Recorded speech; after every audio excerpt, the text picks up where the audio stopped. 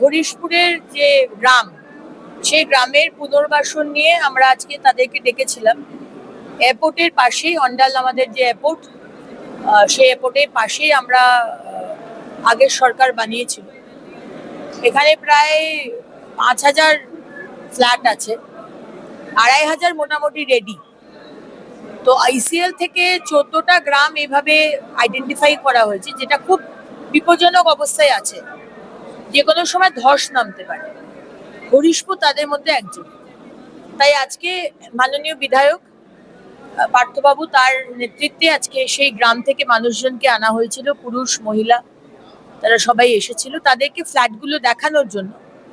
যাদের জমি আছে তারা 2টো করে ফ্ল্যাট পাবে, আর নয়তো একটা ফ্ল্যাট এবং কত টাকা, 5 লাখ টাকা। তো আমরা তাদেরকে দেখিয়েছি। এখানে যেখানে বসে আছি, এটাও একটা বিরাট কমিউনিটিস হল। এই কমিউনিটি হলও তারা পাবেন। গ্রামে গরু বাছুর, মুরগি, ছাগল এসব আছে, তাদের রাখার জন্য বলেছিলাম শেড বানিয়ে দেবো। বাজার আছে অলরেডি, বাজার করারও কোনো সমস্যা নেই। স্কুল আছে, স্কুলের বিল্ডিং এখানেও আছে। ওই গ্রামে যে স্কুলটা আছে ওটাকে তুলে নিয়ে এসে এখানে নতুন স্কুল বানাবো, সেটাও বলেছি। কিন্তু কোথাও গ্রামের মানুষ এত বছর জন্ম থেকে গ্রামে থেকে এসেছে, তাদের পক্ষে ফ্ল্যাট বাড়িতে থাকা হয়তো তাদের মনে হচ্ছে ওরা কমফোর্টেবল নয়। আমি তাদেরকে বলেছি যে আজকে থেকে 10 বছর বাদে এই জায়গাটা যে ডেভেলপমেন্ট হবে আপনারা হয়তো আন্দাজও করতে পারছেন না। কারণ আমরা মাননীয় মুখ্যমন্ত্রীর নেতৃত্বে আমরা অলরেডি ভাবতে শুরু করেছি অন্ডাল এয়ারপোর্টকে ডোমেস্টিক এয়ারপোর্টে আরো কিভাবে বাড়ানো যায়। ইভেন ফ্রেট দিয়েও কিভাবে বিরাট সংখ্যায় এখানে ইম্পোর্ট অ্যান্ড এক্সপোর্টের জিনিসপত্র আসে, সেটাকে কি করে বাড়ানো যায় এবং ইন্টারন্যাশনালও কিভাবে শুরু করা যায়। সুতরাং সেটা হয়ে গেলে এই জায়গাটা যা ডেভেলপমেন্ট হবে বুঝতেই পারছেন। কিন্তু কোথাও তারা গ্রামের মানুষ, একটা হয় না যে শহরের, আমার মা বাবাও মফস্বলে থাকে, কলকাতা তাদের ভালো লাগে না, কলকাতায় গেলেই বলে একদম নিঃশ্বাস নিতে পারছি না, দম বন্ধ লাগছে। এরা তো একেবারেই গ্রামের মানুষ, এদের কাছে ফ্ল্যাট বাড়িতে থাকা যতই সুবিধে দেন হয়তো সমস্যা হচ্ছে। কিন্তু আরেকটাও ভাবতে হবে, ইসিএল এর কাছে অত জমি নেই। আমি যে আপনার, যারা আপনি নয় আপনার জমি আছে, আপনার বাড়ি আছে, আমি আপনাকে কম্পেনসেট করলাম, কিন্তু জমিটা দেবো কোথায়? জমি তো অত নেই, জমির তো সব থেকে বড় ক্রাইসিস। তো এই বিষয়টা এখন একটা লং প্রসেস, এইটা এই আজকেরটা হবে না, এবার নতুন ভাবে অন্য পলিসিতে ভাবতে শুরু করতে হবে। এই ফ্ল্যাটগুলো যেটা আগের সরকার বানিয়েছে, তাহলে সেগুলো কি হবে? সেগুলো তাহলে আমাকে বিক্রি করতে হবে।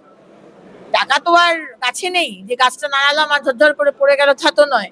সুতরাং এগুলোকে আমাকে ব্যবস্থা করতে হবে, করে সেই টাকাটা দিয়ে তাদের টাকাটা দেওয়ার, পুনর্বাসনের টাকা দিতে হবে।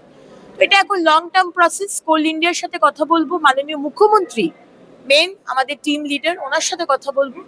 উনি তারপর যেভাবে বলবেন, ওনার সব বিষয়ে উনি ভাবনা রাখেন, চিন্তা রাখেন। উনি অত্যন্ত সংবেদনশীল একজন মানুষ এবং আমরা আশা রাখছি হয়তো এটা সলিউশন বেরিয়ে আসবে।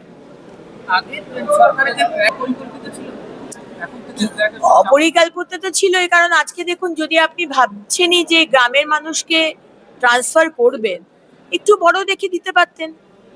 একটা ফ্ল্যাটকে বদলে আমরা এখন 2টো ফ্ল্যাট দিচ্ছি, তাহলে একটা ফ্ল্যাটে একটা ড্রয়িং কাম বসার ঘর, মানে বসার ঘর কাম খাবার ঘর।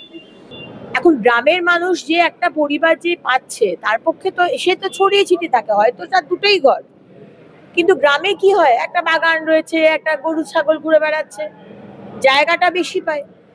আর সব থেকে হচ্ছে মানসিকতা। একটা ছোটবেলা থেকে যে গ্রামে মানুষ হয়ে এসেছে, আপনি ওকে আমেরিকা নিয়ে যান না, সে যেতে চাইবে না। আমি এবার বহুবার এদেরকে বলেছি যে চাকরি আছে, যখন সরকার ছিল না, গুজরাটে চাকরি আছে, ইউপিতে আছে, যা তোরা যা, কেউ যাবে না, পেটে গামছা বেঁধে থাকবে, তাও বাইরে যাবে না। তো এটাই একটা মানসিকতা, যে যে যেভাবে বড় হয়েছে, আপনি শহর থেকে যারা বড় হয়েছে সে গ্রামে এসে থাকতে পারবে না। তো এটা নতুন ভাবে ভাবতে হবে।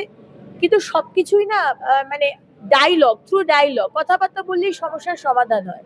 আজকে পুরো গ্রামকে ডেকেছিলাম মাননীয় বিধায়ক, তার নেতৃত্বে কথা বলেছি, তাদের কথা শুনেছি। আমরা তো তাদের উপর চাপিয়ে দেব না, আমরা তাদের সাজেশন, তাদের থাকতে চাইছেন, এবার অন্য কিছু ভাববো, দেখা যাক কিভাবে সলিউশন হয়। দিদি, 2020 সালে জুন মাসে ঘটনা ঘটে হরিশপুরে, মানে ধসের পর তারপরে বিগত 6 বছর পেরিয়ে গেছে। পুনর্বাসন তো হয়নি, এইভাবে কেউ এই এয়ারপোর্টে যে পুনর্বাসনের জন্য যে ব্যবস্থা করা হয়েছিল সেই অনুযায়ী এখনো পর্যন্ত কোনো সরকার মানে বিগত সরকারও আসেনি। বিভিন্ন জায়গাতে আজকে শুধু এই ফ্ল্যাট নয়, বিভিন্ন আগের সরকার বিভিন্ন বিপিএল ফ্ল্যাট তৈরি করেছে। যে বিপিএল ফ্ল্যাট গুলো আছে সে যে কি খারাপ অবস্থা মানে আমি বলে বোঝাতে পারবো না। আমার আসানসোল দক্ষিণে বিপিএল কোয়ার্টার আছে, যে পাইপ গুলো আছে সিভেজ পাইপ গুলো, ওগুলো মাঝে মাঝে ফেটে গেছে, ওই সিভেজ পাইপ দিয়ে পায়খানা নিচে পড়ছে, এই অবস্থা। কিন্তু আগের সরকার কিছু করেনি, বিকজ তাদের কাছে মানুষকে ভালো রাখা, বাড়িটাকে তৈরি করে দেওয়া, মানুষের পাশে দাঁড়ানোটা তাদের কাছে প্রায়োরিটি ছিল না। সুতরাং আমরা আপনাদের যে সমস্যা তার সমাধান করব, হয়তো সময় লাগবে কিন্তু সমাধানটা হবে। হ্যাঁ, আজকে যেভাবে আমরা চেষ্টা করলাম, আমি সব কাজ ছেড়ে আজকে দৌড়ে এসেছি এই কাজটার জন্য। মাননীয় বিধায়ক আমাকে প্রায় দিনই বলে বিধানসভা, দিদি কবে যাবেন, দিদি ওদেরকে নিয়ে আসতে হবে। এর আগে দুটো ডেট আমি ফেল করেছি।